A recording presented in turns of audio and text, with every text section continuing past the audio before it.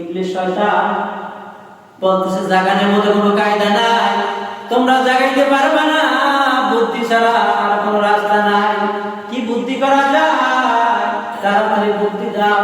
বুদ্ধি একটা আছে, এই ইরাক শহরের ভিতরে 40 জন যুবতী নারী আর 40 জন যুবক এনে জিনা ব্যভিচারে লিপ্ত করিয়ে দাও।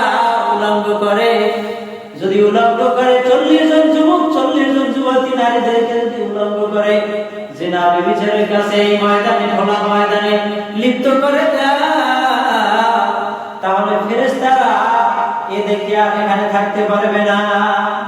এই খারাপ কাজ দেখে আল্লাহর ফেরেশতারা এখানে থাকতে পারবে না, ফেরেশতারা চলে যাবে। তারপর তোমরা সরব জাগাইয়া ফলাই হবে। বুদ্ধি দিল শয়তান, বুদ্ধি অনুসারে নমরুদ 40 জন যুবতী নারী 40 জন যুবক এই ময়দানে উলঙ্গ করে জিনা ব্যভিচারে লিপ্ত করে দেয়। জিনার কাজ যখন শুরু হয়ে যায়, আল্লাহ পাক রব্বুল আলামিনের রহমতের ফেরেশতারা চলে যায়।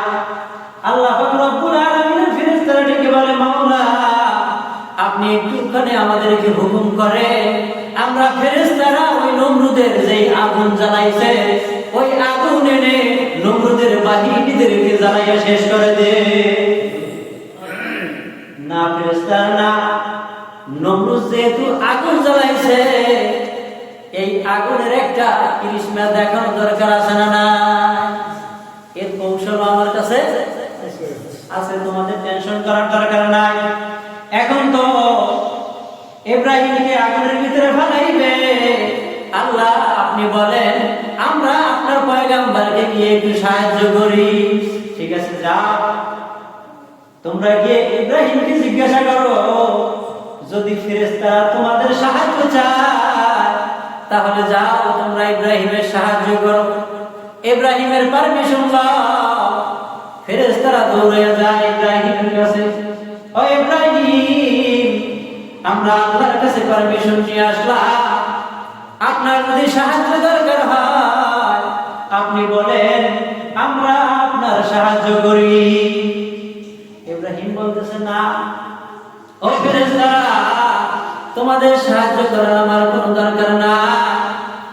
যেই মাওলা আমাকে বানাইছে, যেই মাওলা আমাকে পয়গম্বর বলে দুনিয়াতে পাঠাইছে, ওই মাওলা যদি আমাকে চায় আগুনে মারিয়া ফেলাইবে, আর আমার মাওলা যদি চায় ওই আগুনে মারিয়া ফেলাইবে। আমার কোনো আপত্তি নাই, যা করা দরকার আমার আল্লাহ ফয়সালা করবে। আল্লাহ আল্লাহ কেন বারক নাম হয়, আল্লাহ আল্লাহ হবে নৌকা কাম হয়। হযরত ইব্রাহিম আলাইহিস সালাতু ওয়াস সালাম কে আগুনের মধ্যে ফেলাইবে। আল্লাহ তাআলা আগুনকে হুকুম করেন, ও আগুন কুলনা ইয়া নারু কুনি বারদাও ওয়া সালামুন আলা ইব্রাহিম। ও আগুন আমার ইব্রাহিম যখন তোমার ভিতরে পড়বে, সালামুন আলা ইব্রাহিম, ইব্রাহিমের জন্য সুশীতল শান্তিময় হয়ে যাও। আগুন এমন ভাবে শান্তিময় হয়ে যাবা আমার ইব্রাহিমের জন্য কষ্ট না হয়। আর নমরুদের সুন্দর রূপসী কন্যা ছাদের উপরে দাঁড়াইয়া দাঁড়াইয়া বাবার কাহিনীগুলো দেখতেছে আর বলতেছে, ইব্রাহিম এত সুন্দর এমন একজন চেহারাওয়ালা এই ইরাক জমিনের ভিতরে আর কেউ না। কারণ এক এক যুগের জন্য এক একজন নবী যখন পাঠায়, ওই নবীকে ওই যুগের জন্য সবচেয়ে দামি সুন্দর করে পাঠায়। সুন্দর নবী চেহারার দিকে তাকাইলে সবাই পাগল হয়ে যায়। নমরুদের কন্যা ওর আগে ছাদ থেকে তাকাইয়া আছে, তাকাইয়া তাকাইয়া বাবার কাহিনীগুলো দেখতেছে।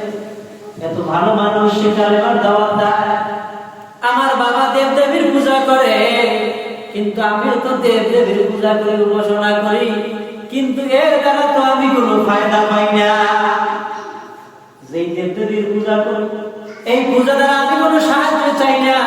সাহায্য পাই না, কোনো উপকার পাই না। কিন্তু পয়গম্বর ইব্রাহিম তিনি যেই মাওলার ইবাদত করে, আল্লাহর হুকুম পালন করে, যেই রবকে ডাকে, যেই কালেমা দাওয়াত দেয়, লা ইলাহা ইল্লাল্লাহ